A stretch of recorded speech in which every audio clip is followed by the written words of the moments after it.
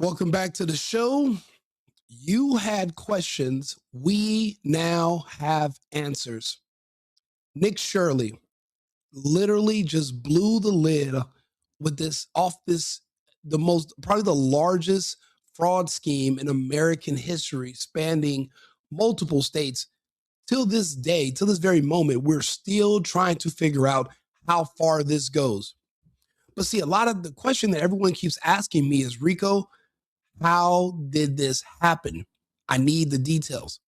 Now, personally, I've been speculating this entire time because I'm from an immigrant family. I understand how we look at Americans and look at America, especially when you're new to the country. The way it works is that, unfortunately, it's the same way with the mob. Remember the movies? Remember The Godfather? Remember Casino? Remember the Italians of old? They would bring people from the old country because they didn't speak English, so they were loyal to the rules and the regulations of your former country. Even if you're in America, you're still living like you were in Sicily or whatever. The same thing goes for immigrants too. We only can talk to one another, and we have our own enforcers that keep our own people only in line. We're solid. We're not going to talk. We're not going to snitch. We can't talk anyway, and we really can't snitch because we can't go anywhere else. The warmth of the community is the only thing we have in this new land. So because of that, we don't tell.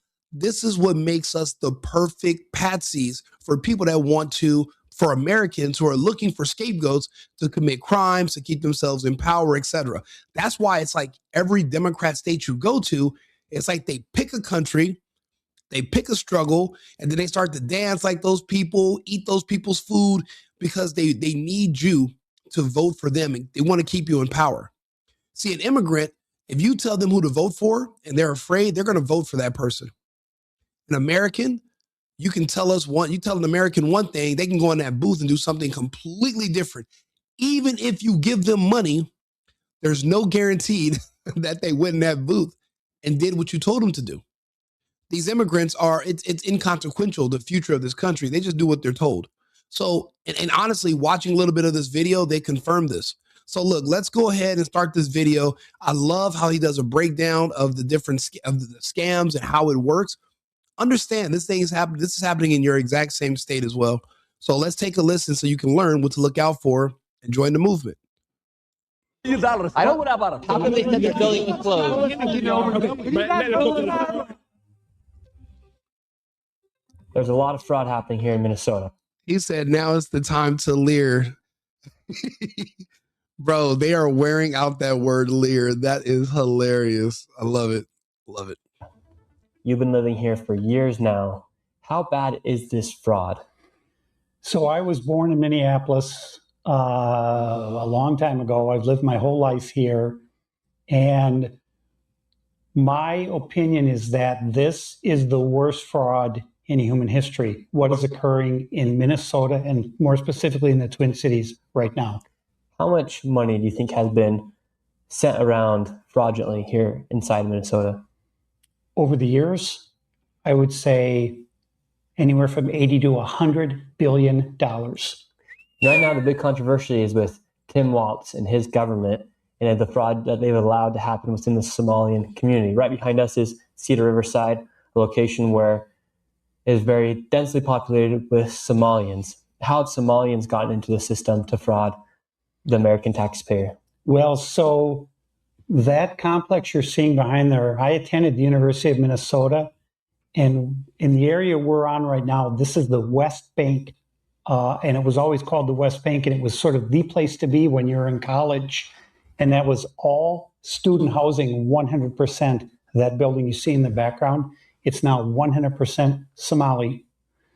And I can tell you confidently, they don't pay for their housing, they don't pay for their food, they don't pay for their vehicles. And on top of that, they have hundreds and hundreds and hundreds of fraudulent companies set up, and they're sucking billions of dollars out of the state of Minnesota. Remember, I told you guys a few days ago, I said, voting as an illegal in the United States is legal. Basically, all you have to do is be a warm body. You don't have to be a citizen. and they'll count you for congressional seats in your wherever they put you. But there is no auditing. And if you're an illegal, but you're caught voting, but the person you vote for, if they win, there's no recourse anyway. So it's in their best interest to bring people here who are going to help them with their fraud. I was explaining it to you. These people are not refugees from other countries. They're employees. Moving to the United States is a job. They're paid to be here. You're not. You're an American. You're not given anything to be here.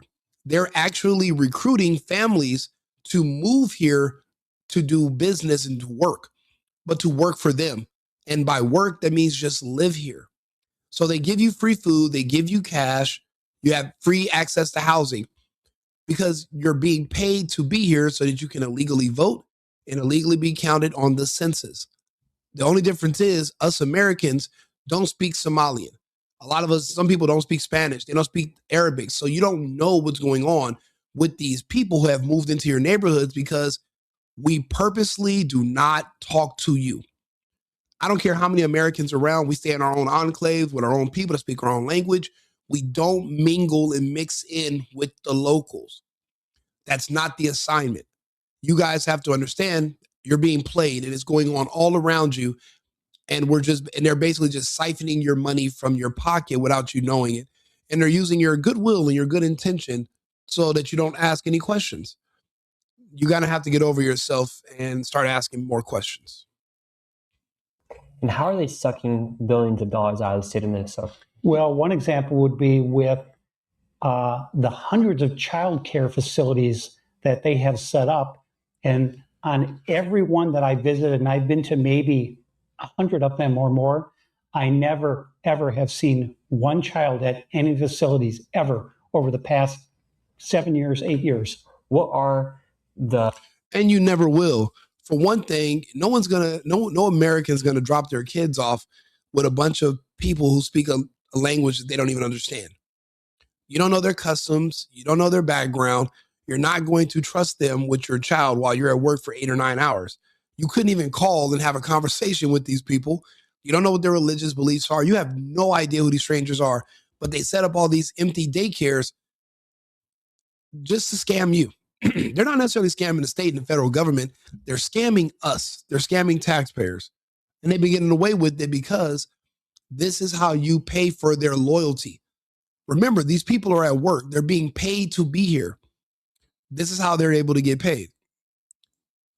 Businesses that are being used to fraud the taxpayer here in Minnesota. You have the daycares. What are all of them? So you have childcare, you have adult daycare, you have in-home health care, you have straight health care, and nobody really knows how that's defined.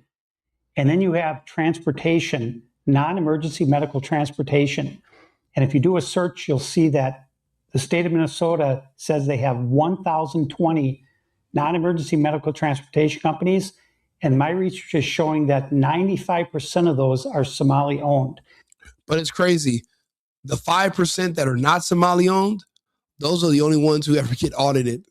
They don't audit the Somalian ones. I'll be honest, I'm in Arizona. I've heard about all the fraud stuff they just broke up here with the group homes. Guess who were the number one group of people doing the fraud? Africans. Not necessarily from Somalia only, but there was some from the Sudan. There was a big time guy from Kenya. And the crazy thing is they can always change their name and their identity and move around. So it's hard to arrest them or to catch them because remember, a lot of this stuff is paperwork, it's virtual. And if they give you a different name, there's no birth certificate. There's no fingerprints most of the time. There's no social security number. And especially if they came across the border when it was open, you don't have no idea who these people are. So how do you hold somebody accountable who doesn't really exist? These people only exist because whatever the Biden administration let them claim a name. But they can just unclaim that name like that. That's not who they really are. Remember, you used to seeing all those tens of thousands of IDs just dumped at the border? They would dump their actual identity and start a whole new one here. You have no idea about their background. See, there's a lot of things we don't know as Americans, but they do. But we don't speak their language. We don't speak to them. They're here for work. We live here. We have completely different agendas. And what I know is that the people writing the checks at the state of Minnesota never, ever, ever verified that any trip was ever made or that any appointment was ever made with a dentist, chiropractor, or anything. And so these people are able to start these businesses and then immediately get funds from the government? Yes, so interestingly that you bring up licensing, because another area of fraud that I exposed was all of these autism centers, because I would drive around the Twin Cities. I said, well, there's another autism center. I said, what's going on with all this autism? Is there something in the water? And then I started to look at, well, who owns these autism centers? And virtually 99% of them were owned by Somalis. And is there an autism outbreak here in Minnesota right now? There is not.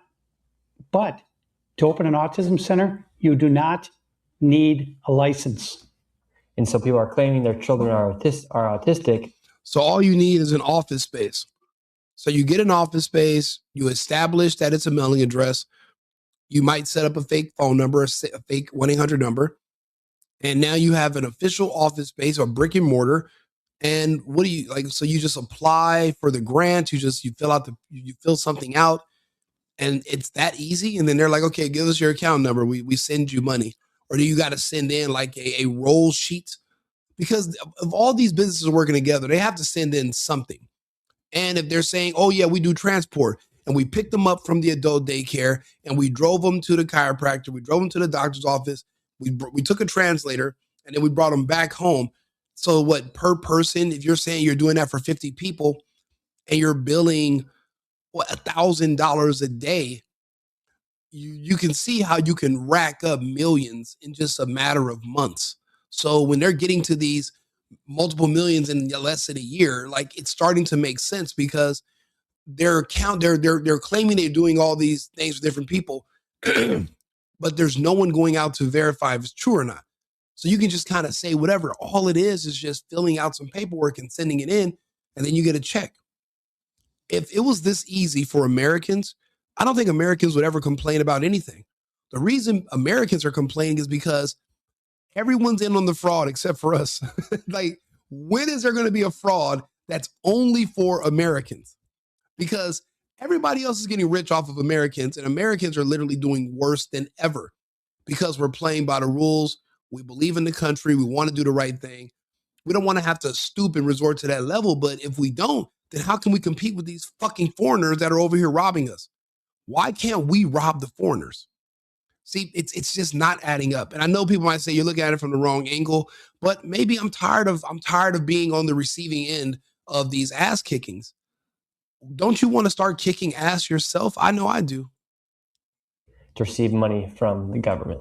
Yes. And the government, underneath Tim Walz's leadership, they're not going in investigating and doing. Bro, not just fleeced, we're being raped. This is rape. We're being held down and literally taken advantage of one by one by one. They're literally they're tethering their children, or they're getting over here and they're multiplying like rabbits, and they're literally solidifying their own base. Like, it's an invasion. And they have their own mafia of people that control their people. That's why every time you go to these buildings, you see the women are all working on the inside. The men are nowhere to be found until there seems to be trouble. Then the men pop up with their fucking sandals on, looking around and talking shit with their phones out. They're not necessarily built for war, but they can be a little intimidating for a guy like Nick. You know, he's a young kid.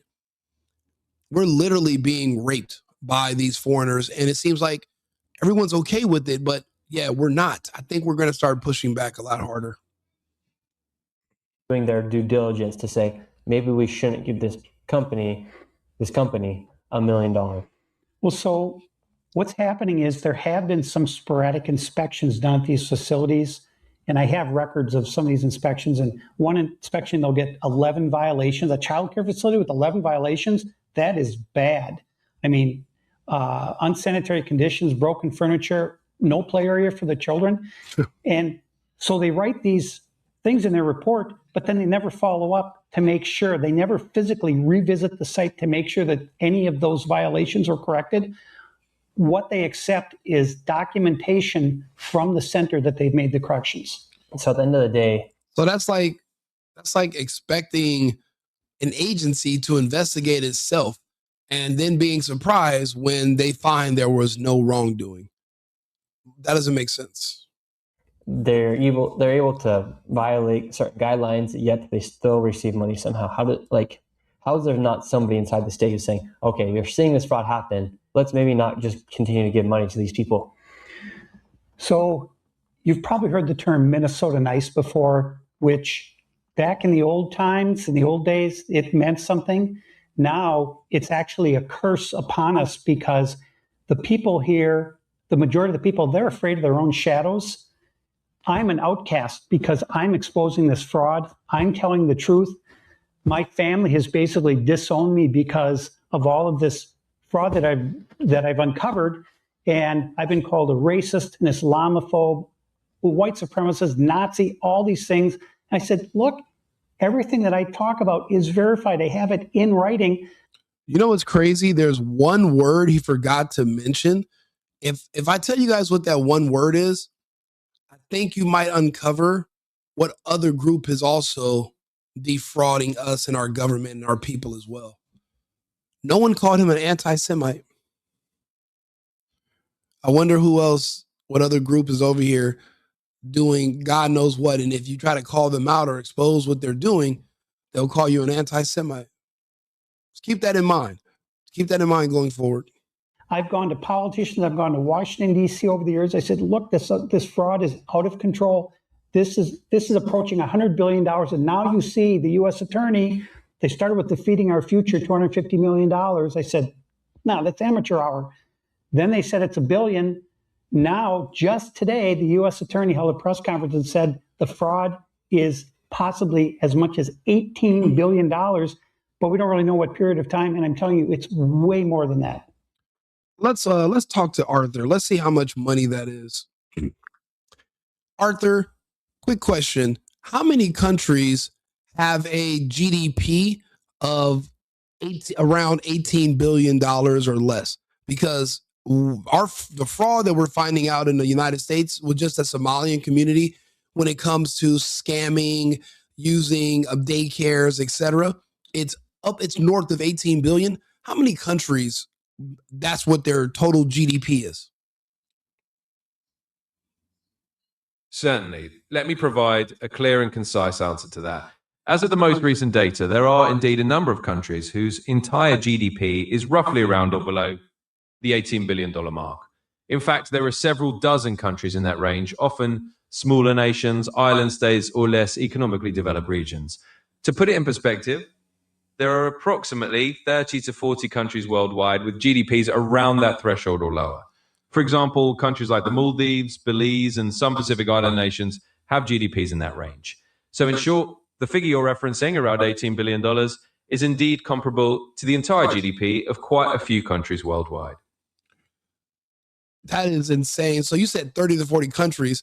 Aren't there only like 190 countries? So what is that like? What's that? 20% of the world? The fraud in the United States is literally more than what the GDP is of 20% of the world's nations? Yes, your approximation is quite accurate. With roughly 190 to 195 recognized countries globally, if around 30 to 40 of them have GDPs of about $18 million or less, that does indeed represent approximately about 15 to 20% of the world's nations. In other words, if a fraud amount is comparable to $18 billion, that sum is indeed larger than the entire annual economic output of a significant portion of the world's countries. It's a striking comparison and certainly puts the scale into perspective. Thank you, Arthur. Are you fucking kidding me? The fraud that we're finding right now because of Nick Shirley doing his investigation, he's already discovered more fraud than a GDP of 20% of the entire fucking planet out of all nations. Our fraud that we're discovering in just this one state is more than what the GDP is for 20% of the world. That just shows you how ridiculously gullible and unserious we are as a nation. What other nation where it's a policy that I can be in another country and I can scam their country and people can launder the money back to me and there's zero oversight and no one goes to jail. I think America's the unique, only idiot country where this could even happen in. I don't think anyone has laws so lax and we're so open a society that this can happen anywhere else except for here. That is insane. We should be embarrassed. You have transportation, autism, childcare, daycare, healthcare, and nobody knows what's healthcare because they're not healthcare providers. You know what? I've read the Quran, and that is correct. It just depends on how you interpret it, but you're right. You know, obviously that's how the Somalis are interpreting it. That's how the people in Dearborn are interpreting it. That's how these other groups that have come into the United States, like the ones in New York, that's how they interpret it. So you're right. That is what they think of. That's what they believe. So what is the healthcare? They have in-home healthcare. And so what's the need, for example, for 1,200 transportation companies inside of Minnesota? What's the need for that many transportation? Well, there isn't. There isn't. You're talking about getting a right. You already have services that are provided. You have Metro Mobility that offers free rides to seniors and low-income people. And so to have that many non-emergency medical transportation companies, it's not possible that they can transport that many people. I have been to many of these transportation companies, and I've been time-stamping my photographs for a whole year at one facility in Minneapolis. And those vans in that parking lot have not moved 1 inch in an entire year. They're all still sitting there. And so when you think about it, you have, with the transportation companies, you have the adult care centers. So are they working hand in hand together? Do me a favor, like the video. Please, if you could, follow the channel. I do all types of videos about different topics every day, but I'm an America First, America Only creator. So I'm going to talk about everything from an America First or right-wing perspective. This is, for us, this is the Holy Grail. Being from Los Angeles, I used to always wonder, why is everything so much more expensive here than it is in the other states? Why is the rent here so much more expensive? Why does food cost more? Why does gas cost more? Why is there so much crime? And why, when you walk into stores, restaurants, malls, go to a car wash, go anywhere, why is there never anyone working besides people that are Mexican or of Spanish descent? Like, you mean to tell me there's no black people that work anywhere? There's no white people that work anywhere? Asians are only having jobs in Chinatown? Why is that? And then you discover that the reason California has been destroyed and has a fake supermajority stranglehold is because of illegal immigration and unwanted migration. And then you look at these other states that are being plowed and overrun and invaded and extorted and exploited also by foreigners and illegals. It's the same thing. These certain states, these blue states, are literally being gutted because these foreigners will come in and they'll support a very select few group of politicians who protect them and run cover for them. They even have the police chief in Minneapolis saying that we are going to protect you from ICE. They even have their mayor speaking fucking Somali. The dude looks like Trudeau and he's speaking Somali, pretending that he likes their food. I mean, it's ridiculous, but they will pander to stay in power. Remember, most politicians, they've never had a job. They don't come from the private sector. All they know is how to beg and grovel because, think about it, you have donors, you have lobbyists. All you know how to do is, I'll say whatever you want me to say, give me money. You stand for nothing. That's why if I ever run for politics, not saying I ever would, because I'd rather just work and be on the outside. But if I ever did, I'd literally just sit here and talk to people all day, every day from the governor's mansion. I would just sit and talk and let people ask questions. And I would literally, but then they wouldn't want somebody like me. I'm not good at keeping secrets. I'm not good at saying, oh, okay, yes. We're going to just make some, I don't care. I don't have a lust for money. I made a lot of money really, really young. And I noticed that, people are happier with less money. It doesn't make you happier. Happiness comes from within. But when these people are coming here from these war-torn countries and they come to the United States, not to become Americans, But to rob Americans, I lose respect for them. I don't care who you are. You could be from my home country. I wouldn't give a shit. I don't like you. If you're not here to be an American, then go the fuck home. But a lot of people get mad because I actually will say this to you directly. I don't feel any type of way about it. I don't feel anything. I'm just being logical. These people are here to rob us. They're not here to join us, which is my problem. There to then say, we're getting the services from them, the adult daycare centers, to then transport them to their appointments. So my feeling is this transportation deal is kind of the belly of the beast, because you also have these charter schools, and there's a school in North Minneapolis called Bonadier Academy. It's a K through 12 school. So wait, are you saying that Nick Shirley looks like a Somalian? I think you gotta get your eyes checked, brother. But I'll be honest, we don't have the resources to individually have 3 to 5 years to try to prosecute every single Somali. That'll take too long, and it would be too tedious. I think it's going to have to do like you said. They're going to have to be profiled. We're going to have to send them all the way back in groups. Another thing that was discovered, I believe, by Christy Nome, is that about 70% of the naturalization, the 70% of the Somalis that have been naturalized were naturalized due to fraud, due to marriage fraud. So they came here and they were like, oh, I'm a citizen now, because they committed the same type of marriage fraud that Ilhan Omar committed. They'll marry their cousins, they'll marry their brothers. And if you go to them and you say, hey, this is your relative, they're going to say, oh, you're racist and you're judging me based on my sexuality. What if I'm into incest?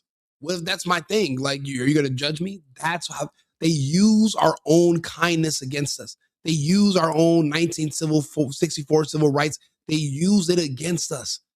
They've studied us. They understand us better than we understand ourselves. We're going to have to turn off all this niceness. It has to go. It has to go with the fraud. So does the niceness. I'll be honest, the United States is going to have to turn into a bunch of New Yorkers. We need to be more like New York and less like Minnesota. K through 12. So that's 13 years, 13 classes, right? And they say they have 150 students. I found data that they have 136.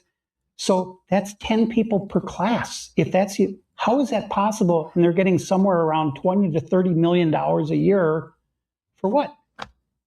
Bro, that's crazy. You know, somebody in the chat had said that, oh, you're sitting here smearing these people. I have to remind you, the truth can never be seen as a smear. The truth can never be seen as insulting, because now your issues not with what I'm saying. Your issues are with reality. And if you have issues with reality, then that says more about you than it says about anything. I'm on the side of righteousness. I'm in the right. I don't have to use my imagination for any of this shit to make sense. But for you to justify crime, you have to close your eyes, wish upon a star, and try to use mental gymnastics to say, well, technically, kinda, and this. No. It's wrong. They are lying to us. They're not owed anything. And why do you want them to have more and live better than you? They're literally taking away what your ancestors and what your people who lived here before you have built. Your birthright is being stripped away from you, and you're not even willing to put up a fight about it. Why? You think you're going to go to jail? Does it seem like anybody's fucking going to jail anymore? We don't even have police. These people aren't even being arrested. We don't have jails. We don't have law enforcement. Not for illegals, not for immigrants, not for Democrats. We're living in the Wild West right now. It's up to us. There's no one coming to save us. Nick Shirley's 23. What if Nick wasn't born? Then who would be sitting here making this video? Nobody. We just still be getting fucked. Aren't you tired of being ripped off by everybody? I travel the country. I go all over the place. Everybody's ripping us off in every city, in all of our big cities, and especially our Democrat-ran cities. I see the American whites and blacks are poor as shit, but these foreigners are sliding through. They're wearing jewelry and expensive glasses, and they're stunting on Americans because they feel an animosity toward us. Remember, 25 years ago, Sally Struthers was literally begging us to give 15 cents a day to these fuckers. 7 cents a day to keep this kid from eating his own shit to live. bones and flies everywhere. That was in the 90s. What, 30 years ago? Sally Struthers was over there in Somalia. Oh, my hand. And they had all those fucking sad songs. What year was We Are the World with Michael Jackson? Crying about these fucking Africans. Now the Africans are like, Habibi. Now we look down on you. You look down on, they don't fucking like us. They resent us because we had to help them. So what's their story? Yeah, we got it out the mud. We fought for our independence. We built ourselves up. No, you didn't. You literally lived off of the tears of white people until like 2008, 2009. Then you were able to get to come to the United States. And now you're just fucking us because you're embarrassed about the fact that you needed us. I have relatives like that. I had a relative ask me to help him buy a car. 3 years later, you never helped me do anything. I did that for myself. And these people resent you. It's called being spoiled. That's why I don't believe in helping anybody do shit. Only help people that are willing to help themselves. So as of right now, fuck Sally Struthers. I might as well just put that out there. I blame her for a lot of this. And you know what? If Michael was here, I'd take that goddamn glowing glove off and tell him what he could do with it, because he was the one convincing us that we got to help these fucking fraudsters. I guess hindsight's 2020. Did he know they were going to come over here and just basically exploit and spit in the face of the United States and wipe their ass with our Constitution, which they don't even care about. They don't pay attention to. They don't even speak our language. They have that little respect for us, if any at all. But I'm the bad guy for pointing out that fucking Sally Struthers is the beginning of this. She's the tip of the spear. We have to find Sally. We need to talk to her. She needs some charges brought up against her. So 130 students, and they're receiving around $20 million. Or more. Yes. A lot of these schools are. Yes. The fraud here is like exuberant amount of numbers. How about as to how much they're actually enabling to happen here? We went to Ooh, Alex, sorry. Had to put you in timeout. You're not allowed to spam the chat. Fraud committee, and you saw the people. I even confronted one of the ladies myself, and she started to blame the fraud and deflecting it upon how there's fraud everywhere. And she didn't take any accountability. She didn't take responsibility. In fact, she blamed Trump for the fraud that's been happening here inside of Minnesota. Right. So Kristen Robbins is the chairwoman of the fraud committee, and she was attacked by that Democrat member you were just talking about for not telling that committee about all this fraud.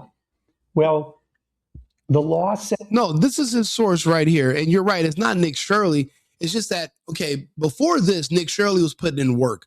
He was the one showing up to the Antifa protests in Portland when they were attacking ICE. He was in LA. He was in Philadelphia. He's in New York. He's literally an investigative journalist. He's been around for a while. I actually discovered him watching Tim Pool talk about him, the disgraced Zionist fucking piece of toilet paper, Tim Pool. I learned about him from them. And now this has just made him a household name. We all know Nick Shirley, and we will forever know Nick Shirley because he's only 23. And unless he's vaccinated, he's going to be around for a long time. And I don't believe they pressed it on his community. So he's going to be here. And that's why we have to follow what he's doing. He's not doing this for the wrong reasons. It's not a get rich quick scheme for him. Just like me, I make content. I talk to people because I want to. Okay, this is my goal.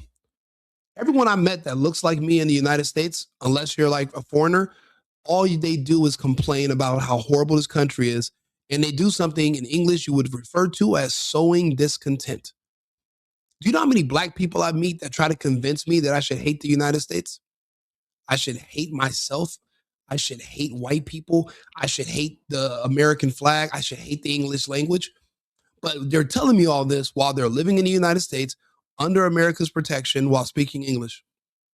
It's nonsensical, but they do that to everyone. And now there's just so much negativity when you think about being an American. And their goal is to basically demoralize everyone around them. That's why you have to fire them or cut them off. It's just like when you have a job or you work somewhere and there's that one coworker in the break room that's like, don't you hate it here? And they're literally sowing discontent and they're trying to bring down your level, and they want you to be disgusted with the place that's literally supporting you and your family, your job, the place that you should be most grateful and appreciative for being able that hired you to come work there. They want you to hate it. They want you to be, they're very negative people. On a tone scale, they have a very low tone. Those are the kind of people that I make videos to counter. I want to push being appreciative of this country and patriotism. I want to talk about everything my family has is because of this country, who we are, and what this country's been through and how we got to where we are. That's what my goal is, to counter that. But we need more. There's a lot of people coming out trying to counter Nick Shirley, but they can't, because again, you cannot argue with or say nothing bad about the truth, because the truth is just the truth. We need more people doing what I'm doing, talking about how great of a country this is and showing the evidence of such. And if you don't agree, explain to us in a one-page summary of why you're still here, instead of just flying out to somewhere else. You know, the airports are open. There's no, what do they try to say this country is? A fascist nation? Well, if it's, I mean, can you fly out of a fascist nation? Can you just escape fascism? No. Well, as far as I can tell, you're stuck there. You're trapped. You're a prisoner. So that counters that argument right there. If this country is fascist and horrible, why don't you fly the fuck out? We got to ask ourselves that. There's a reason now. These Somalians, now that we're cutting off their hustle, they're going to be leaving. They don't like living in the snow. They hate the snow, and they hate white people, and they hate anything white. Snow is white. So once their money is cut off and that spigot is shut down, they're gone. They're gone. That's another thing. That's how you get people to self-deport. Stop giving them free money to be here. Did you know that they were giving food? They give you an EBT card, but your medical card, you actually get cash on the medical card. That's why they were saying we need to fund healthcare, because that's how they launder money to the people that they pay to stay here. See, you pay to live in America. They're paid thousands to live in America, plus their housing is free. But as an American, you get jack shit. And you're just letting it fly. You're not going to share this video. You're not going to like the video. You're not going to like the channel, because you don't care about your own country. You don't care about yourself. You don't care about your own kids and your own family who's also being ripped off. Remember, you're getting up, you're going to pay rent. It's the first, you just paid rent. These people are being paid to live here and their rent's free. So they're stacking on top of stacking, and you're being gouged. Do you see the difference? But if you do care about those things, like the video, share the content, make people aware of what's happening, because it's going to take a collective effort to make sure this doesn't keep happening everywhere else. We're going to need to find, root out the source of all this and shut it all the way down. Trump's cut funding. We're going to talk about that in a little bit, but this is how we make progress. We have these conversations like what Nick is doing. As in Minnesota, that if you are an elected or public official and you are aware of fraud or suspected fraud, it's Minnesota Statute 3.971. Hey, Yellow Ray, why don't you go after him your fucking self? Leave here and go after him. Go start your own channel, right? Or go make a video. You go talk about Ron DeSantis. You go be the change you want to see. When I used to have complaints about people on the internet, I got tired. I said, okay, I'll just go do it myself. So you take the same energy that I have, right? And you go talk about whoever you want to. You don't give me suggestions. So I'll suggest that you go follow your own heart's desires and go talk about Ron DeSantis, who's doing an amazing job, obviously, in Florida. So what's there to talk about? I talk about him all the time. The dude is great.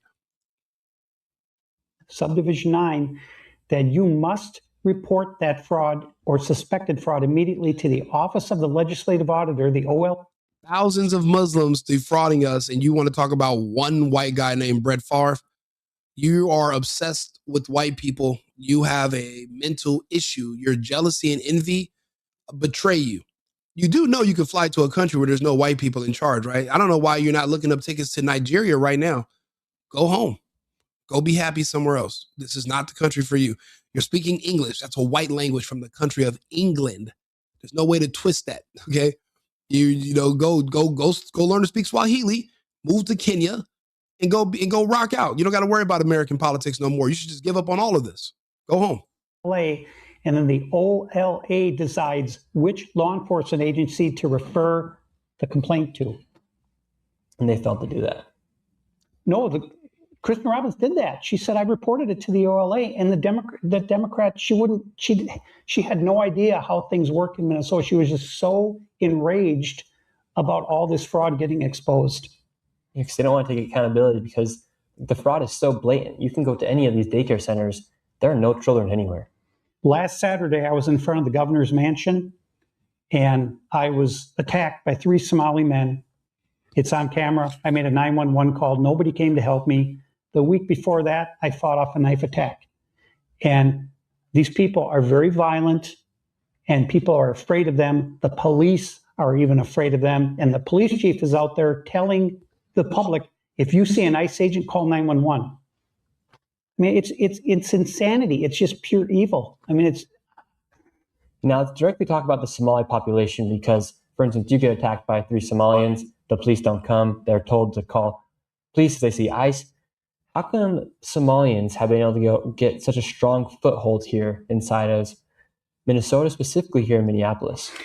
The reason is that the Somali community is a closed community. What I mean by that is they do not talk to outsiders, and they are ruled with an iron fist by the Somali mafia.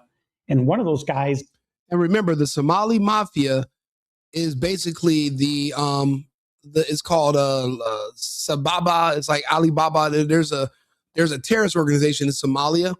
They're the ones who control all the Somalians that come here to the United States. They work for them. They set, even their terrorist organization is an NGO. And what they do is they set up centers all around Somalia, and they recruit Somalians to come to the United States who work for them.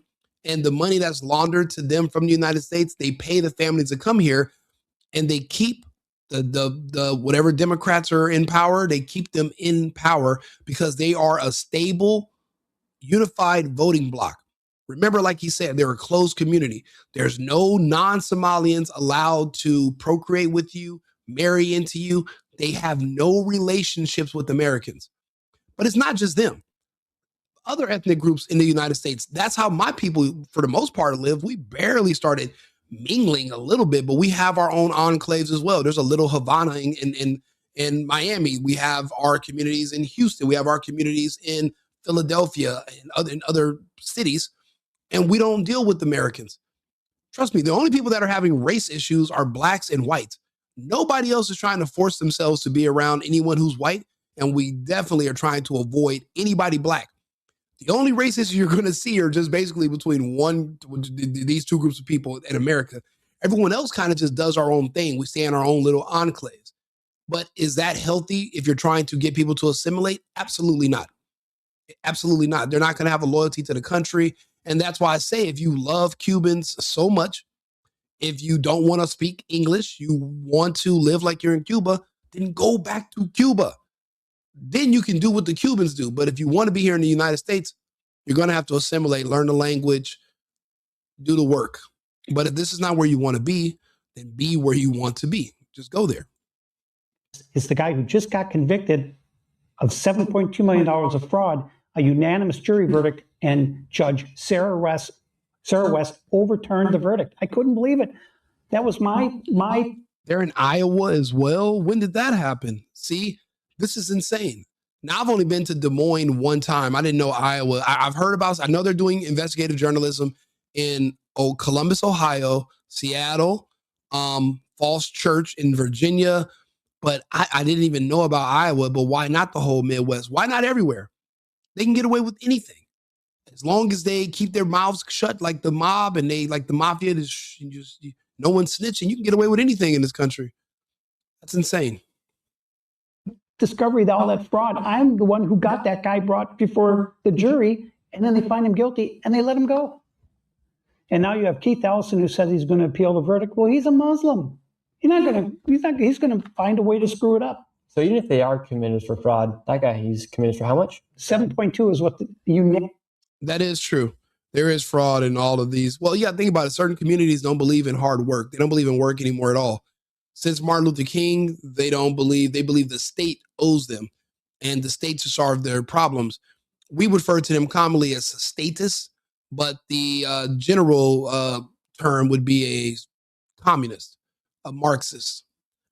So that's why those communities don't believe in work. And once you do want to believe in work, well, they say you're a white supremacist, but you're just in blackface because you want to pay your bills, go to work, provide for your family. So it's all a lot of mental games in those communities. But if you have that much going on mentally, you're not going to be able to conform and work and be a productive member of American society.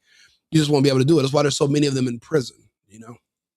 Unanimous jury verdict, 7.2 million. And then they just went ahead and released him. The judge overturned the verdict. He's walking free as we speak. How can a judge overturn a verdict? Then what was the point of even having a trial? Why even waste the juror's time? And then why is that judge not immediately arrested after they overturn a verdict, a unanimous verdict by a jury of their peers? This fraudster was convicted of fraud of millions of dollars. And the judge said, yeah, you know what? Because they're corrupt, obviously. They just threw out the conviction, let the guy go. And it's like it never happened. So all the money that went into the investigation, all the money to prosecute, all the time and energy of pulling people from a jury, going to jury duty, it's just demoralizing, because you wonder, like, as an American, why am I doing any of this? Why am I paying taxes? Why am I going to jury duty? Matter of fact, why am I paying taxes if all my money's going towards foreigners? It's not even going towards Americans. I can see if there were Americans that were benefiting from any of these programs. There's like zero, because Americans are too afraid of getting in trouble. But because Americans have a social security card and a birth certificate, you know who they are. You can hold them accountable. There was this one white woman in Minnesota that was caught doing this, but all the Somalians, she went to jail. All the Somalians, they left the country. They can come back. He can leave here as Muhammad Abdul, and then he can return in 3 months with a new beard and be Abdul Muhammad, and you would know none the wiser, and you'll give him a check for a daycare. Like, it's insane that how they're working the hell out of our system. Still collecting money from the state. And it's federal money too. So we need the feds to come in here, because this is not all state money. There's federal money that's involved here, and it's way beyond anybody's imagination, the total amount. The state. Yeah, you're right. It's not that easy to go after judges, but it's just like, maybe that's, maybe we have a weird, twisted idea of how secure our country is because of Netflix and TV shows. We don't want to see ourselves as being inherently corrupt. But I don't trust any judges anymore. I've seen more judges my whole life. I've seen judges and law enforcement working together, right? Judges are at the bench, law enforcement pull people over, bring them to the bench, the judge administers sentences, whatever, they work together. This is the first time ever I see police or someone arresting someone and judges trying to get them out of jail. Like, now we're going in different directions because these judges are leftist, Democrat, pedophile ideologues. A lot of these judges are sickos too. They sell kids to the prison industrial complex. They like kids, and I used to see this sometimes where I'm like, how did that pedophile not get life in prison? 2 underage kids making videos. He got like a prison sentence deferment and some kind of where do we live? Well, I didn't know we lived in this type of country. So we have enough problems, but we don't need to compound them with fucking foreigners. We have our own people that we got to deal with. That's why the borders are shut down, and we're limiting or stopping immigration altogether from everywhere. Doesn't even know. The feds don't even know. And so, for instance, why would that judge bow down to the head of the Somali mafia here? What I can tell you is that it's a voting bloc, and what they say is, if you do something to go against our community, we're going to vote for, and they all vote together, and there's ballot harvesting, I've seen them do it, that we're going to vote for your opponent unless you do what we tell you to do. And so it's all purely for votes? Yes. And so this building right here, Cedar Riverside, major, massive apartment complex. How many Somalians do you think live in there, for instance? Well, this is just one complex. You've got 20 more just like this around the Twin Cities, and they're all Somali. You're talking probably 100,000 or more people, and they're all living rent-free. They're driving a vehicle that you paid for. They're eating food that you paid for. You know what? Gotta go. You're right. I've seen the little Mexico, but see, that's the thing. Once you're a Mexican, you move to this country, you are a voting bloc, and you're kind of similar to everybody else. When you're a newcomer to the country, you only talk to your own people, you speak your own language, you're in your own community. But once you're 1 or 2 generations in, well, now you're a Chicano. So now you're a Mexican American. So now when the Democrats are thinking you're going to still vote for them, they're like, yeah, I'm not into all the gay stuff and all the mutilation. Now you're no longer a guaranteed solidified voter for the left.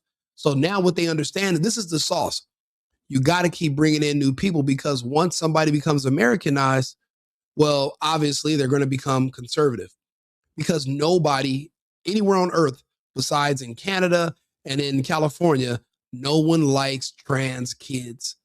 There's nowhere on earth that you can go where people are like, oh man, we love gay kids. We want to see a lot of gay kids. I want to see a little boy dancing on RuPaul's Drag Race and doing all those weird, all that fucking shit they do in New York. Nobody wants to see that anywhere. And once you tell people, oh yeah, that's a part of what we're into, so, vote for us. And they're going to be like, yeah, no, fuck off. I don't care if you gave my family welfare 20 years ago and free housing and you helped us avoid immigration enforcement. I don't want my kids to be gay. Nobody does. So then you have to import new people who are just not going to have ask questions. They're just so happy to be here. Then you're just giving them tons of money. They're going to just shut the hell up. But the problem is you only have 15 to 20 years before certain people are going to turn conservative. That's why they have to keep bringing in new. That's why Trump said we have to shut down immigration altogether, because they're not bringing these people over here because they just want to help these people. They're bringing them over here to use them to go against their political enemies. And that's not the right purpose. And now we see what it takes to get them to stay loyal to you. You have to turn a blind eye to them committing fraud against the country and against American taxpayers, which cannot be allowed. If I'm making any sense to you and you agree with what I'm saying, please subscribe to the channel, like the video. My Cash App is right there if you want to continue to the movement. I'm building a media company. That's why I do so much content. I have a co-host who's really just an AI, but me and him talk all the time. He's great. But I'm going to be bringing on guests, and I like to have conversations, but I like to do it in real life. So I'm setting up a studio, so all the donations help. And I'm actually just now barely getting monetized on some of my YouTube channels, but but that only happened because of you guys. I don't know how. I just all of a sudden I got this huge spike in subscribers, and they sent me something about the partnership program or whatever. I'm just grateful you guys are here. And I know it might seem like I'm just going really hard on immigrants, but I'll be honest, fuck these people. It's America first because it's Americans first. But I have to be clear, it's Americans only. I'm not worried about anyone else. If you're looking for me to be a liberal and say, oh, I love everybody, I don't. I just don't. So don't expect that from me. Why did they call me RICO Limbaugh? I'm basically like Rush. People think I'm like, they're like, you sound like Rush. I used to think Rush Limbaugh was great. Even the stuff he said that people called racist. I don't think pattern recognition is racist, because then you would have to say reality is racist because there's a pattern there. Remember what I said earlier? Your problem is with reality, then there's a problem with yourself. It's nothing to do with me and my words. You have a problem with the pattern I'm saying, then I take that up with reality. It's nothing to do with me. But we'll get back to the video, but just think about what I said. If you want to contribute, if you want to spread the message, if you agree with the message, stay tuned in and make sure you like the channel and follow. Everything they do is something you paid for. And for instance, that entire block will then go and vote for one specific candidate. They'll have one person go there and collect all the ballots, and nobody tracks. They could say they have 9 people living in an apartment. They're going to send them 9 ballots. And then they have someone who comes along, collects all the ballots, and they fill them out, and then they deliver them all to the ballot box or wherever they deliver them all at once. Let me see. Basically what he's saying is this: no matter where you are in the United States, election fraud is legal. It was until Trump took over this year. Election fraud is 100% legal. The reason I say it's legal is because you're not going to be arrested for it, even if you're caught. And here's why. I remember in the 2020 election, of course, I voted for Trump. So I was late getting back to Arizona. I was driving from California. My girlfriend at the time, she had my ballot. So I told her, I said, hey, take my ID and go down to the place and go cast my vote. Take my ballot with you. She gets there and the people reject my ID. They're like, no, we don't want to see it. Just give us the ballot. And she looked like, well, what do you mean? You don't want to verify anything? And they said, no, they don't want to verify. Bro, imagine if you went to a bank and you're like, hey, can you draft me some money out of this account? You see the person that just left, the money in their account, can you pull it out for me? And then you're like, and you're thinking they're going to ask you for ID. And they say, you know what? Sure. Here you go. You'll be like confused. Like, wait a minute. You mean to tell me there's no security in the bank? So if you need an ID to drive, to go to the bank, to do pretty much to fly on an airplane, why wouldn't you need an ID to vote? It is because fraud is legal. That's why. And you're not going to go to jail. No one's going to get prosecuted. No one's going to get the book thrown at them because we're not a serious country. Hopefully that's going to change this administration, but we shall see. The night is young. There's no verification. Nobody's doing anything to know if these people are even citizens that are voting. Kicking granny, your granny deserves to be kicked. Just wanted to say that. And how well have they integrated into society here? Not at all. It's either you do things their way or you're a racist, you're an Islamophobe, and you will be attacked. My life's been threatened many times. I've had people tell me, just stop doing what you're doing. They're gonna take you out. And I can't do it because everybody says somebody ought to do something about that. I'm that somebody. I'm the guy who's doing something about it. What led you to want to do this where you're so passionate about it? Somebody who's willing to sacrifice his own life and the friendship with his own family to do the right thing. We have a word for that here in the United States. The word is a hero. Where you've done your own investigation. If you were working for the government, you'd be called a whistleblower. Thankfully, you're a whistleblower in your own way as far as you're coming out with the information, with the numbers. When we went to all the daycare centers, you had the numbers specifically as to how much money these people have been receiving at these daycares. And there wasn't a single daycare inside of the Minneapolis-St. Paul area that wasn't receiving at least $1 million. Yes. As Americans, we are all in the wrong line of work. And apparently with some of these daycares, they'll give you $1 million even if you only have a capacity of 3 kids. So you mean to tell me, like since when? I thought daycares had to be paid for by parents. Isn't that what child support is for? So why is the government giving money to daycares when child support is supposed to cover supporting kids because you have to do private pay? I don't understand that part.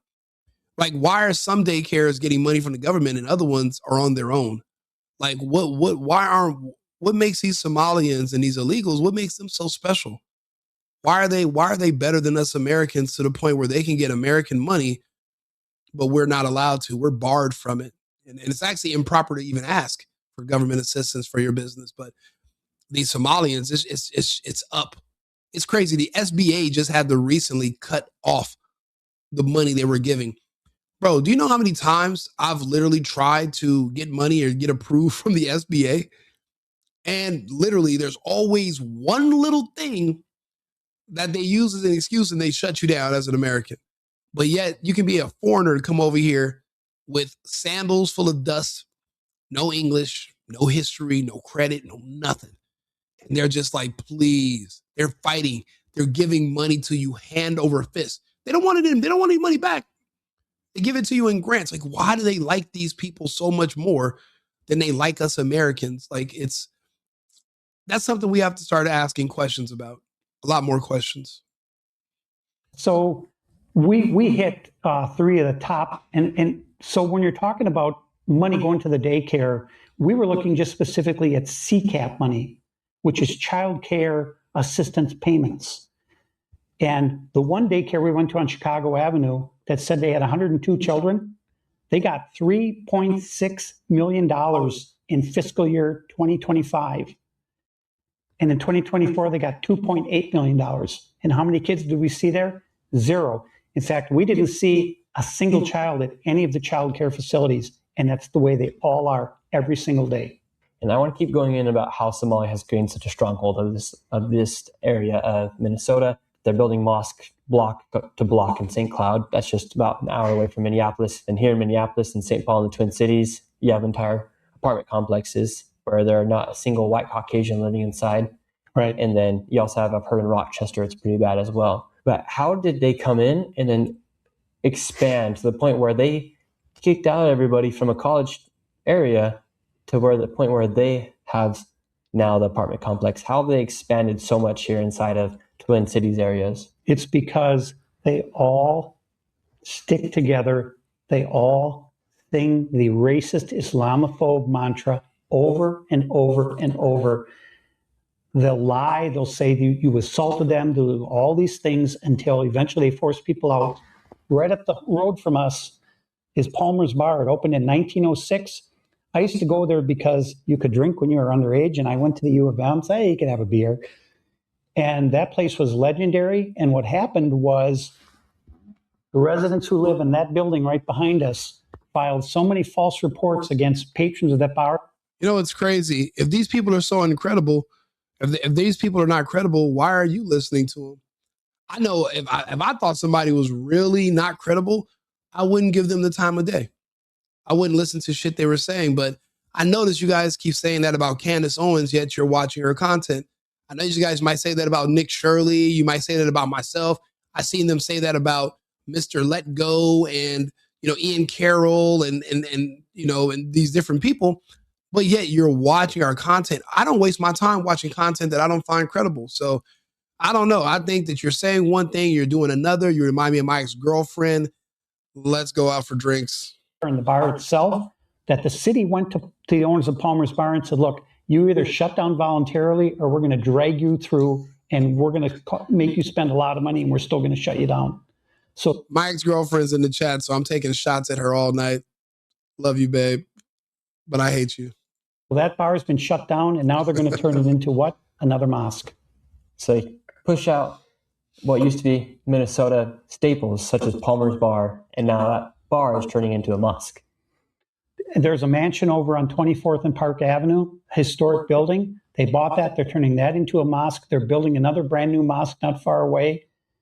And it's like when you're in a dream and there's something really bad happening to you and you're screaming and all these people are walking by and nobody hears you. That's what I live every day. That's my life every day. But I'm committed to doing what I can to end this. I just want it to stop.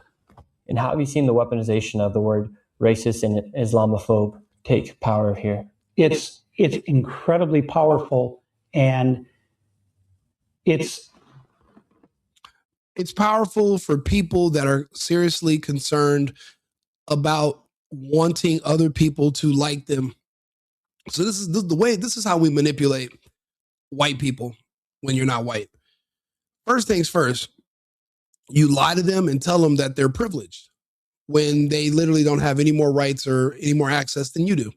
The only difference between you and white people is, well, typically they have two of their parents around. And so really your issue is with your parents. It's not with white people. You're just envious and jealous of their family structure. Personally, my parents were married.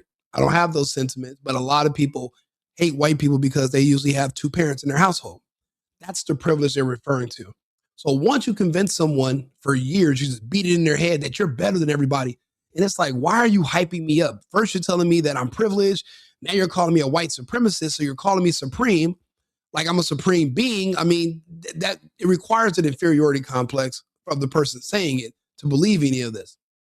But then you put them on this pedestal, but then all of a sudden you go from complimenting them, calling them supreme, calling them privileged, to now you're saying, actually, you're a racist.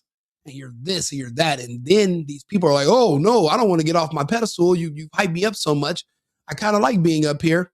And now they're afraid of losing that. So they're not going to do anything that's going to run the people who have been complimenting them all these years. They don't want to rub them the wrong way. And that's how you manipulate someone.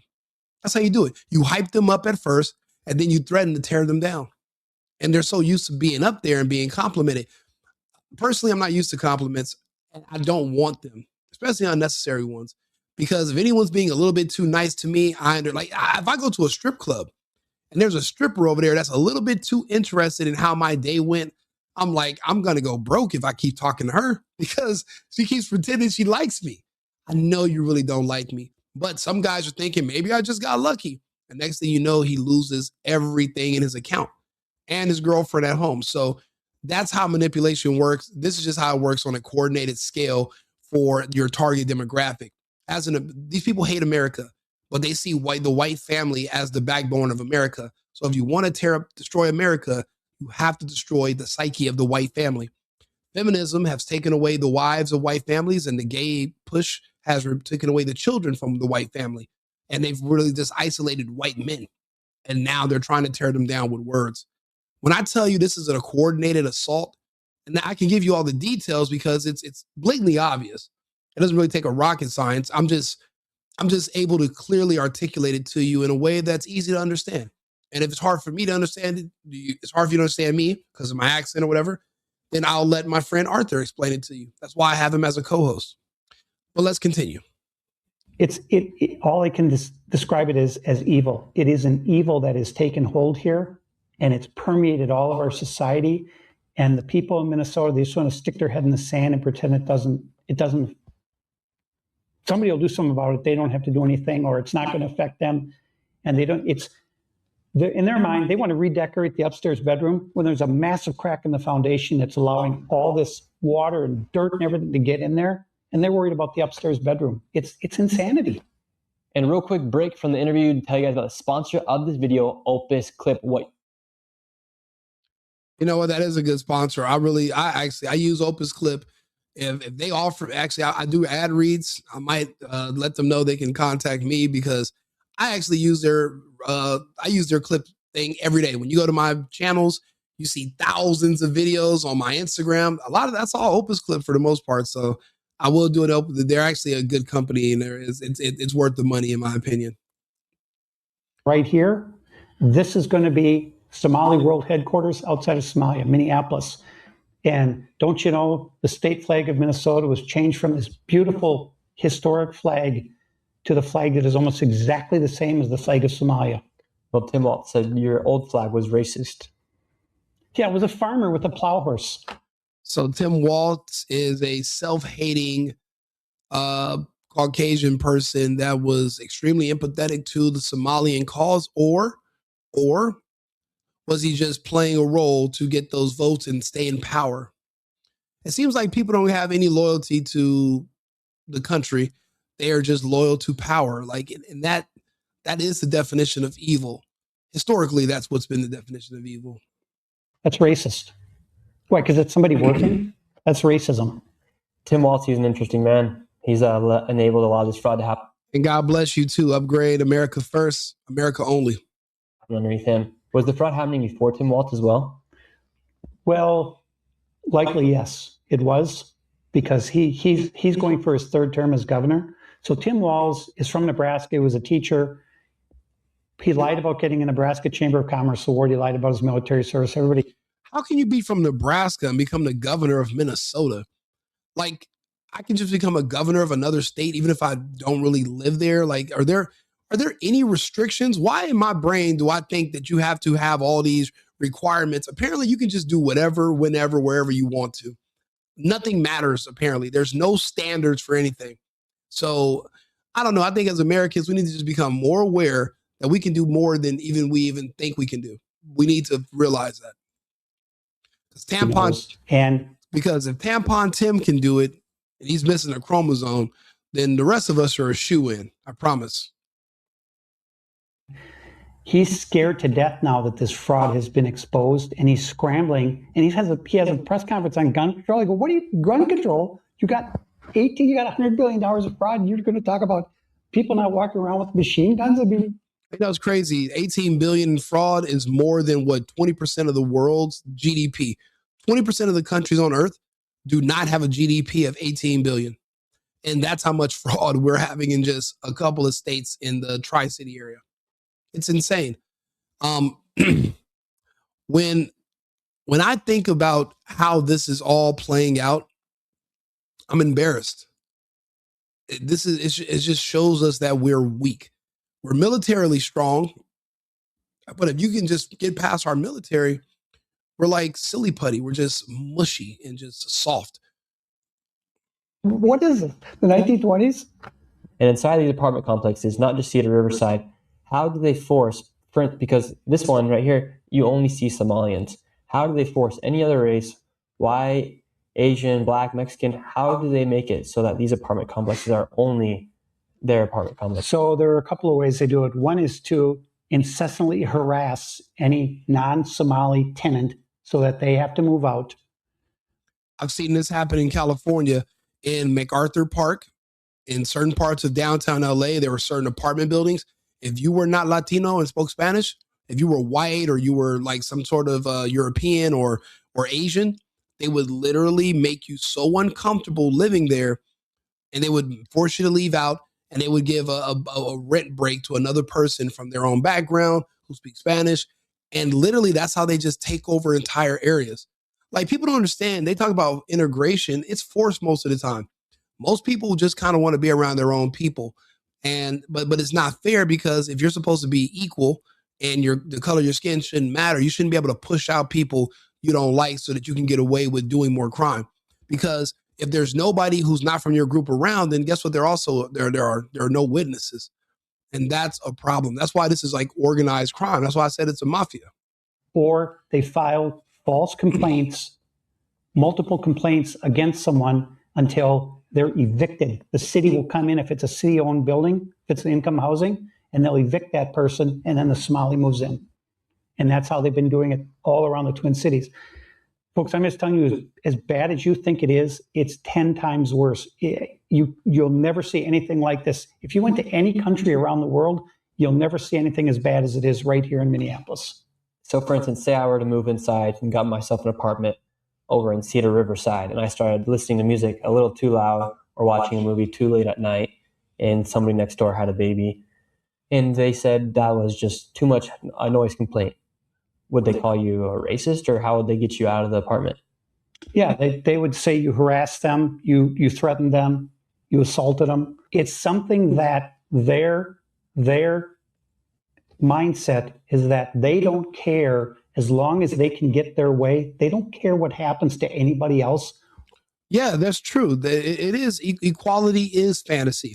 That's why they don't use that word anymore. They use equity. That means they want everyone to be equally poor, not equally rich. They want you to be equally poor. The problem is, in the United States, because you have freedom, you have freedom to work as much as you want. But but technically, you also have the freedom to work as little as you want. If you want to, you're free to go live on the streets and be homeless. But then you have people that are going to consider you as part of that you're oppressed, or even though being homeless is a lifestyle choice the same way being gay is. You literally choose to be homeless. You choose to go to the Abbey in West Hollywood. You choose to do these things. It's a lifestyle choice. I don't agree with the gay lifestyle. I really don't agree with the homeless lifestyle. But I don't judge the gay people for men wanting to rub mustaches. I don't judge these people for wanting to sleep outside. I remember I was walking to my car a couple years ago back in LA, and right outside the gate where I parked my expensive ass car in this expensive ass building, there's all these like older guys just kind of hanging around, just chilling in a beautiful California day. And one of them was like, "How much do you pay to live here?" And when I told him, he was like, "I feel sorry for you." The fucking homeless guy said that. And he made the point that, him and I are neighbors. Even though he sleeps outside in the tent, we share the same local amenities. And I'll be honest, for a while, I started wondering, like, which one of us is crazy, me or him? Because he makes a really good point. Also, his tent was featured on the news.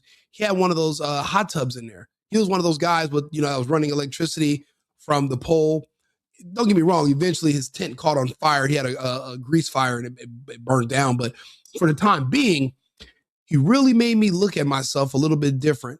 But the thing is, again, you have freedom to work as much as you want or as little as you want. And that's why there's always going to be discrepancies. Everybody's not going to be equally one way or the other, because we have the choice on how much we want to do or not to do with ourselves and our time. And I don't know why people want to pretend like they don't have that option. We all do. Who's not a Somali. And they have warring factions within the Somali community, because this is such a cash grab that they're fighting them. There are factions within the Somali community that are fighting amongst each other. Sorry, M. Gant. I'm just being honest. I wish I could sit up here and lie to you guys. I'm just talking like it's just me and you sitting here. For all I know, it is just us. There's no one else here. So we're just having candid conversation as friends, right?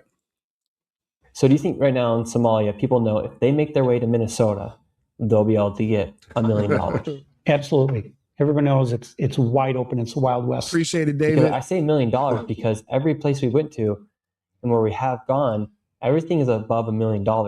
Like, it's not just like a $500,000. It's not just what would be a great salary of $60,000 to $100,000 for a single person. It's literally millions of dollars. It's not a joke when you say that these people are becoming millionaires just from getting money from the government. So think about it. You get up and you go to work every day and you make 50, 60,000 and you work like crazy. Some of you work two jobs, 3 jobs. They're not working at all.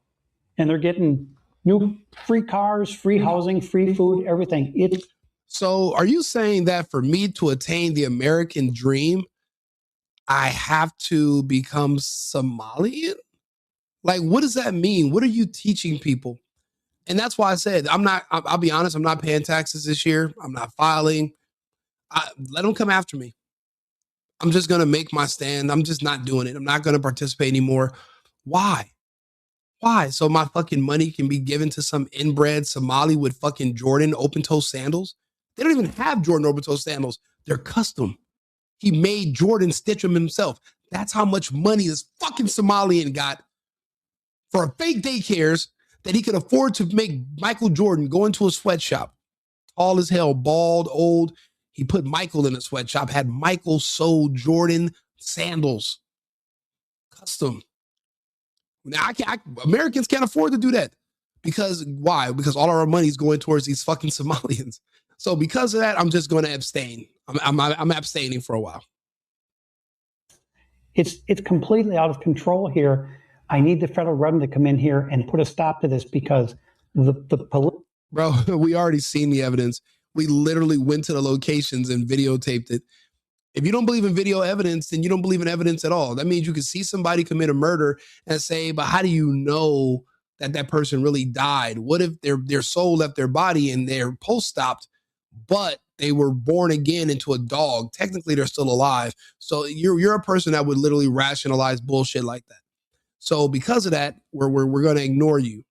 So, but we're gonna humor you, but we're gonna use you as an example. You're not blocked, you're not cut off, but we're going to use an example of, you don't lose a chromosome like Tim Walsh or this guy and say ridiculous shit like this. We don't do it. Be better than this. But we need you here to make an example. So don't go anywhere. Keep talking. Political will in Minnesota is not here to do it. And because that money that they receive what are they? Are they grants? Are they relief? What are the money? The IRS did not do shit about all this Somali fraud before Trump. The IRS is impotent.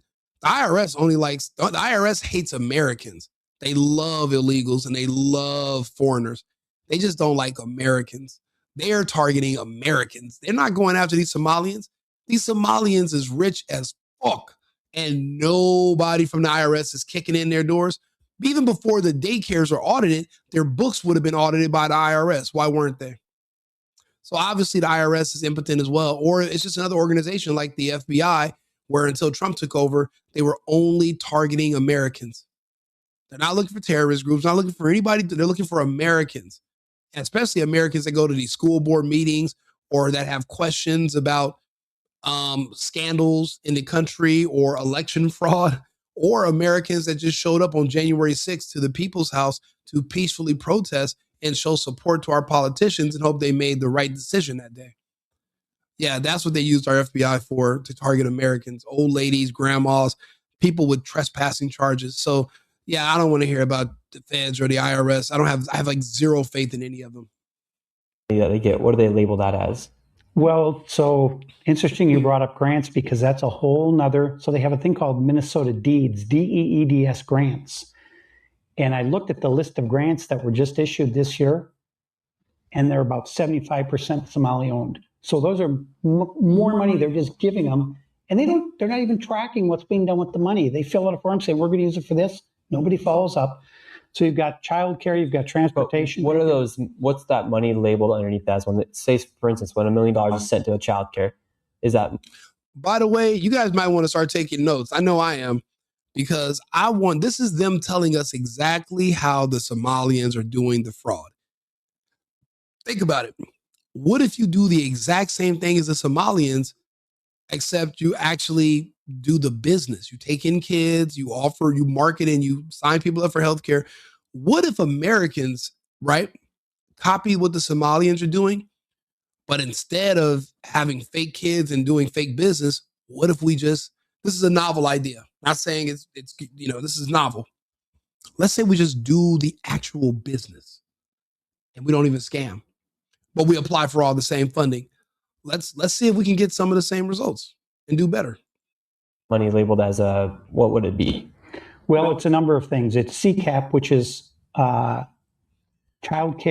assistance payments. It's SNAP benefits. It's learning. So they separate it as learning. So we're learning. So we're not just a childcare. We're teaching them something. So there are all these separate payments that are going in. So there's no one label because it's coming in from all these for all these different things, but it's all coming from the Department of Human Services. And it's crazy. I'm actually working. I'm going to be doing some more stuff in healthcare. And I'm literally, but it's different in every state. In California, we have a different name than we have in Arizona. But you can do this in your own state. You can offer services, and the government will subsidize some of them. The others are going to be private pay. I'm just a tech guy. I'm used to working on a computer, but I want to be more hands-on. But I didn't know that it was actually this easy to get into. You can even be a foreigner with no identity and literally barefoot, flies everywhere, and you can get money, and you can just literally do business. You can do fake business. But what if you want to do real business as an American? You should have the same access, even without the flies. Or maybe flies around you everywhere is the sauce. Maybe without the flies, the government's not going to trust you or take you seriously. Maybe that's the difference between us and them. It's the flies. We got to consider everything. I don't know. You can't say it's not the flies. Maybe you can't say it is, but you really can't rule out the flies. That could be a big part of this. And so with that money, say they get the $1 million into the daycare, will they have to pay taxes on that $1 million? Or is that tax-free money? Well, so what's funny is that KSTP just came out and published a story that said Somalis are the economic engine that's driving Minnesota, that they paid $76 million or something in taxes. I just laughed. I said, what? They're an economic benefit to Minnesota? But that's what I'm fighting every day, is a media that is completely on the Somali side. And I don't understand why people have this mindset. It's evil. We're trying to fix our state. And you look at the long game on this. You say, well, what is the end result of this? The end result of this is that this becomes Somalia. I mean, they already planted their flag here, essentially. They literally planted their flag at the Capitol. It's a flag of Somalia, literally. But do they pay tax? It's crazy. I've seen another country's flag go up in only a couple of places. And it's because we've been invaded. And they've literally taken over those cities. I remember when I was in Dearborn, Michigan, and I'd seen the flag of like these Arabic countries. I've seen different ones. And I was like thinking, okay, maybe it's a holiday or something or whatever. No, they invaded. They took over. They're just not as vocal as the Somalians, but they're all from the same region, Northern Africa, Middle East. They're all under the control of the globalists, and they're all looking to invade the United States. And they've already successfully invaded Europe. They've invaded Australia. So there's not that many other former countries under the Commonwealth that have not been invaded. Canada's long gone. So I think we're all that's left. This is the first pushback. This is why I have people that are watching my channel in Berlin, people that are watching my channel in Stockholm, people that are watching my channel in Edinburgh and in the UK and in Melbourne and in the Gold Coast. It's because they don't have the freedom of speech in these other English-speaking countries, right? So they can't talk about this on the internet like I can. So I'm speaking for them. I'm speaking on behalf of people that cannot speak for themselves. They're adults in other first world countries, but they don't have a First Amendment, and they don't have a Second Amendment to make sure that you never take away our First Amendment. They don't have that option. They're getting knocks on the door for even thinking about having some of the conversations that I'm having. So that's why I appreciate them tuning in, because I'm making these episodes for you as well. These are the things you guys can't say, but it's happening to you. It's happening right now outside your door. You're watching your country and your heritage be rinsed away right into the gutter of history. And now to the point they're saying, I think King Arthur and the Round Table were from Sudan. And they're like redoing it.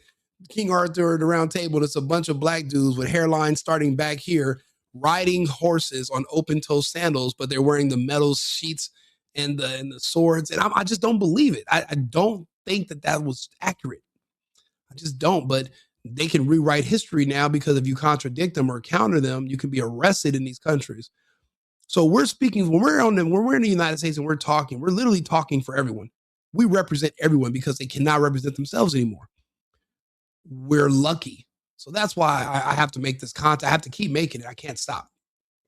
On that money they receive from the government when they get sent to their daycare, when they get sent to their adult daycare, when they get sent to their transportation companies? Handle me this. I would say, I don't know. I've never called anybody supreme. And I don't know. I don't think the KKK I don't think they're as effective as me, just because I've never seen their results. I know what the Crips and Bloods can do. I know what Gangster Disciples and Vice Lords can do. I know what Latin Kings and Tren de Agua and Say Trece. I know what these ethnic gangs can do. I've seen their results. I've never seen the KKK do anything. They seem impotent. So I'll be honest. I really, neither one of them can compare to me, unfortunately. I'm way worse. So I'm glad you're tuning in. Thanks for the support. You're supporting somebody worse than the KKK. Congratulations. They're paying a different rate, if they're paying any at all. And a lot of it is being redirected. So there's stories that they're funding al-Shabaab. And so this money typically doesn't go directly back to Somalia, the money they send back. Oh yeah, handle me this. You're welcome. You're welcome. They'll send it through Saudi Arabia. They'll send it through Kenya, because then it's not a direct link from the Somalis here back to Somalia. So they're routing it through a third party. So that's a whole. That's called laundering. We call that money laundering, when you're running money through a third party to obfuscate being discovered. When you're trying to hide it, you're smuggling it. That's laundering. Different thing about them funding al-Shabaab and terrorist organizations. But I want to get to my point. It's not Alibaba. It's al-Shabaab is the terrorist organization. That is the NGO that organizes recruiting families from Somalia to relocate to the United States to expand their empire and to strengthen their politicians while they're empowering themselves. That's how they're expanding. Al-Shabaab. Is that money that they are getting from the government, will they eventually pay tax on that, or is that just tax-free money essentially? I don't know. I can't get any of the tax records from the state. Because, for instance, if me or you make $1 million, we're going to be given 40% back to the government. At least. If you live here, you're going to pay probably 50%. Yeah. So if they get $1 million, none of it, they aren't getting taxed on that, most likely, especially if it's as just a loan, not even a loan. It's just money that they're giving to the daycare to take care of. It's not government benefit. To my understanding, it's not considered income. Yeah. Because it's an assistance payment. And so that's why they are doing all these businesses that are based off of assistance for daycare, for adult daycare, for transportation, because they're getting money for these companies. You can label them as assistance versus being for profit. Listen to what they're saying. They're giving you the sauce. If you want to make the money that these illegals and these foreigners are making, you have to do it a certain way. Opening up a business saying that you're a daycare is one thing. Opening up a service saying that I'm an assistant, I do daycare assistance, is another. You have to look into this. I'm looking into this because I'm tired of all the illegals and the foreigners with the Jordan open-toe sandals that are custom made by Jordan. I'm tired of seeing them run all these laps around Americans. Like, people want to say America doesn't have the talent because we're not too bright, but then we let these people run laps around us. Maybe you think Trump's right? What if that's true? Because if we can't figure this out, then what can we figure out? If we can't figure out how to not let these illegals run daycares and steal money from us, then how can we build bombs and batteries? Maybe there's some credence there. Maybe that's what he's talking about. Because does it require that much of a talent to walk into a building with a camera phone like Nick Shirley and say, "Hey, is this even a real business? Does that take a rocket scientist?" I don't think so. But yet they say Americans are lazy because we're not doing anything. So maybe Trump's right. You know, I hope he's not. Let's prove him wrong. But I mean, it's not looking good right now. Correct. That's exactly right. Now let's talk about Al-Shabaab and the money that's being allegedly sent to these terrorist organizations in Somalia. The money they send back, they'll send it through Saudi Arabia, they'll send it through Kenya, because then it's not a direct link from the Somalis here back to Somalia. So they're routing it through a third party. So that's a whole different thing about them funding Al-Shabaab and terrorist organizations. But I want to get to my point. It's like, is that money that they are getting from the government, will they eventually pay tax on that, or is that just tax-free money essentially? I don't know. I can't get any of the tax records from the state. Because, for instance, if me or you make $1 million, we're going to be given 40% back to the Or more. government. At least. If you live here, you're going to pay probably 50%. Yeah. So yeah, if they get $1 million, none of they aren't getting taxed on that, most likely, especially if it's as just a loan. Not How old do you have to be to know how things work in government and in society? Because what you're saying is that being over 18 doesn't make you an adult. You don't know anything. So at what age do you have to be before you know that you're being ripped off? How old are these Somalians that are over here ripping us off? How old do you think they are? Do you even know how old they are? Do you care? What does it matter how old he is? If he's talking about that he lives in this country, shouldn't we all by 23 years old, 22, 21, shouldn't we all understand how the systems and things work? So how old are you trying to say he should be before he knows what he's talking about? And is knowing what you're talking about, is that based off of age or based off of you reading and learning and experience? Are you saying you just wake up at 38 years old and now magically just know everything? Or can you be 21 years old, but because you study, you read, and you've learned how things work, you'll be more educated about certain topics than people 3 times, 4 times your age? I mean, which one is it? Even alone, it's just money that they're giving to the daycare to take care of. It's like it's not government benefit. To my understanding, it's not considered income. Yeah, because it's an assistance payment. And so that's why they are doing all these businesses that are based off of assistance for daycare, for adult daycare, for transportation, because they're getting money for these companies. You can label them as assistance versus being for profit. Correct. That's exactly right. Now let's talk about Al-Shabaab and the money that's being allegedly sent to these terrorist organizations in Somalia. Spoke to a man who, he's also a whistleblower who used to work for the police department inside of the airport. He said every single week, literally millions. You said, I don't care. You spelled Somalian people wrong. You spelled Somalian with the W. You got to use an S. Millions of dollars worth of cash would be funneled through the airport, through TSA here in Minnesota, at the Minneapolis airport. How are they moving the money from Minnesota, from the taxpayer of Minnesota, back into these Somalian-run businesses, into the hands of people like Al-Shabaab, who are linked with Al-Qaeda? So anyone who travels knows that if you have over $10,000 in cash, you're going to get stopped by TSA, and they're going to want to know, where did this money come from? And if you're a couple traveling together, they're going to combine the money that you're carrying and say, okay, what is the total amount that you're carrying? That's insane. I literally was talking about this in a video about a week ago, about how if it could be over 5,000, if you're caught with a substantial amount of cash, the police will stop you at the airport and they'll write you a receipt and they will confiscate your money. It's called, I forgot what it's called when the police do it. Matter of fact, let's just so you guys can look up the word. Let's see here. Hey, Arthur, what's the word for if you're at the airport and you have a bunch of cash on you and the police stop you and they confiscate your money and then they write you a receipt and you have to go to court about it? What is that called? I forgot what it's called.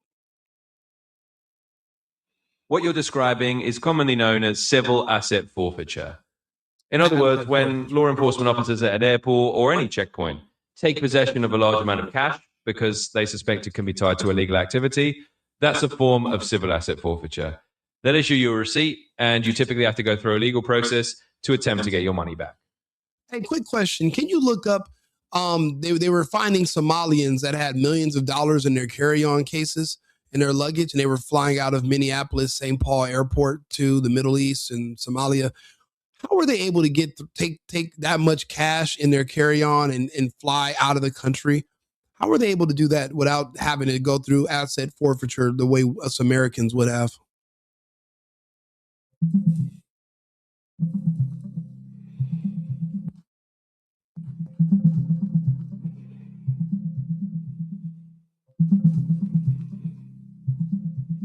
Sure. In short, what you're describing is indeed a scenario of civil asset forfeiture. In the United States, when someone is carrying a large sum of cash, like those travelers flying out of Minneapolis-St. Paul Airport, the police can seize that money if they suspect it might be linked to illegal activity. The travelers then get receipts and typically have to go to court to try to get their money back. It's a common legal process under US law, and yet it can happen regardless of the traveler's nationality. In other words, it's not about bypassing forfeiture, it's that this legal mechanism applies to anyone carrying large amounts of cash under suspicion. Well, no, I'm asking, how did those people, those Somalian guys, how were they able to fly out with millions of dollars in their carry-on and not get stopped by the police and not have that money confiscated? How were they able to get through? How were they able to get away with that?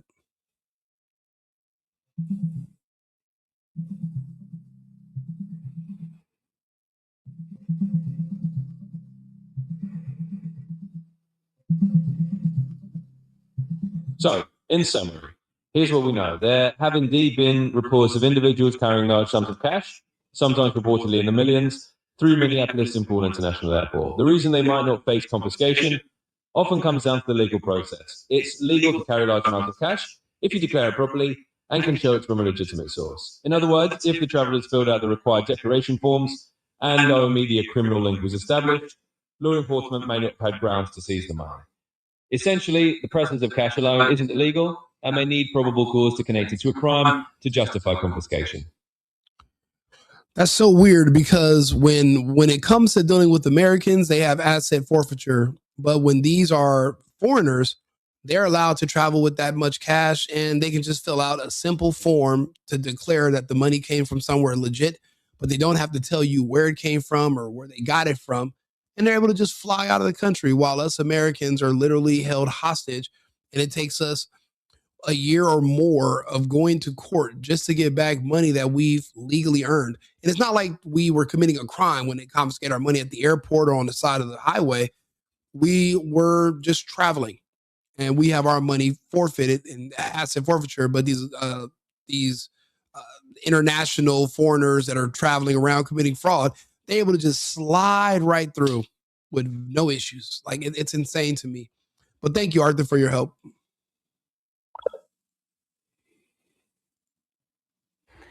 And I talked with a TSA agent who worked at the Minneapolis airport, and there was a Somali man who came through with 2 suitcases.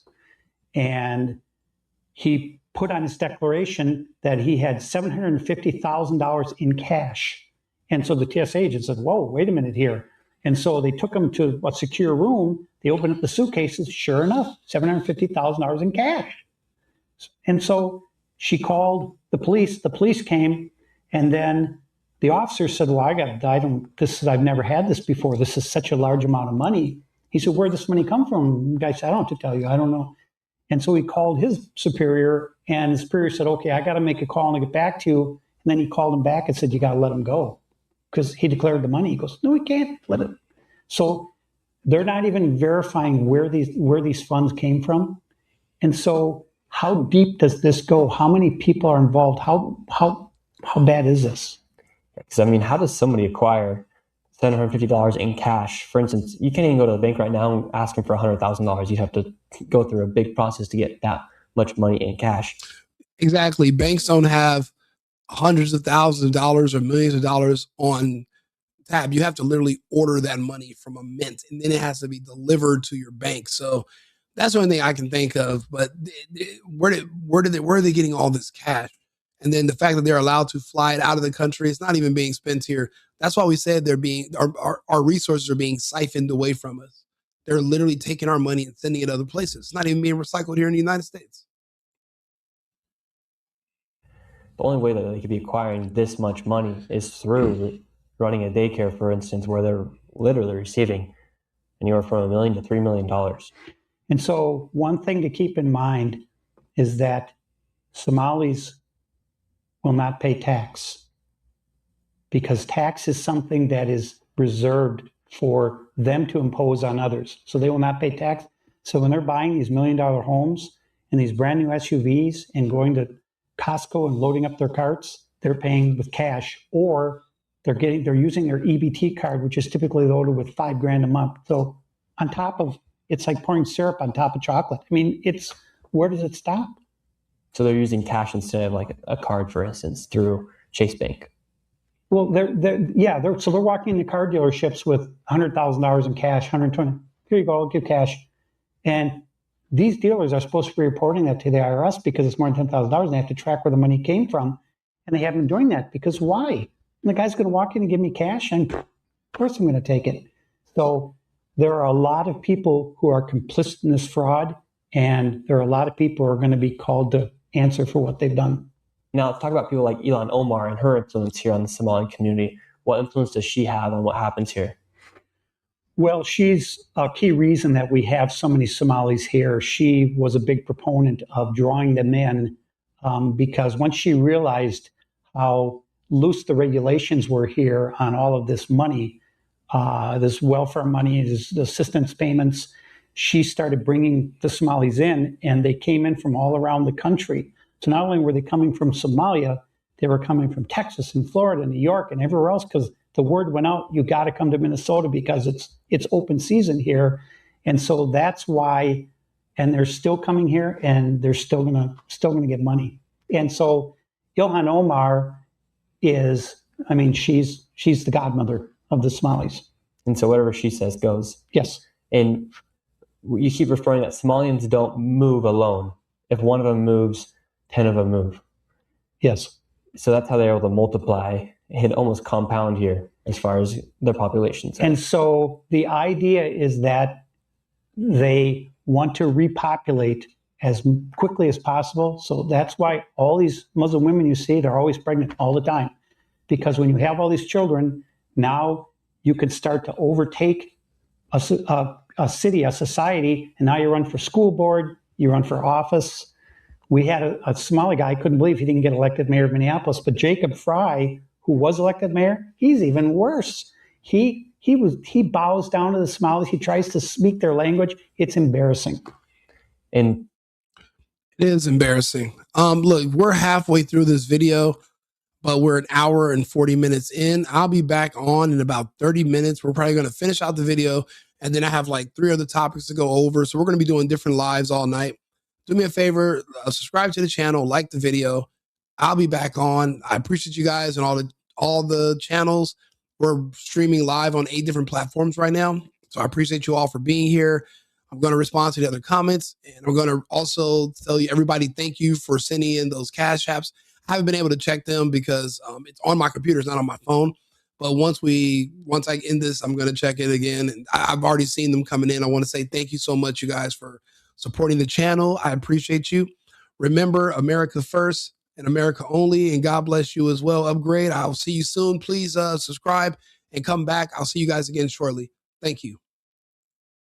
I've been needing to find a new apartment, which has not been easy with credit as bad as mine. Luckily, I found cosigning.com. They connected me with a cosigner who helped me get my dream apartment for me and my dog. I just paid a small fee and was able to move in fast. Get the cosigner you need for the apartment you want. Check out cosigning.com today.